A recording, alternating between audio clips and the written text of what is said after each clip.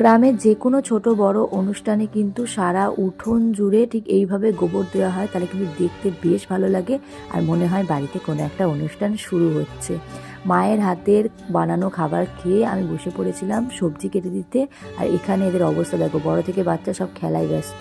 তারপর একটু ডিম সিদ্ধ খেয়ে মা বলছিল এই ছোবড়াগুলো কেটে রাখতে, যেহেতু পুজোর দিন ধুনো দিতে কাজে লাগবে। এইভাবে টুকরো টুকরো করা থাকলে না বেশ ভালো হয়।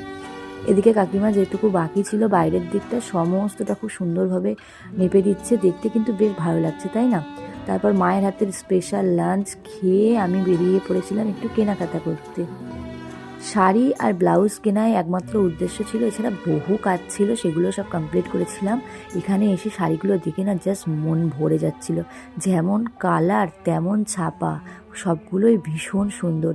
সেখান থেকে আমি দুটো শাড়ি আর ওই 4-5টা মতো ব্লাউজ নিয়ে ফুচকা নিয়ে বাড়ি চলে এসেছিলাম। ভিডিওটা কেমন লাগলো অবশ্যই কমেন্টে জানিও। আজকের মতো বাই।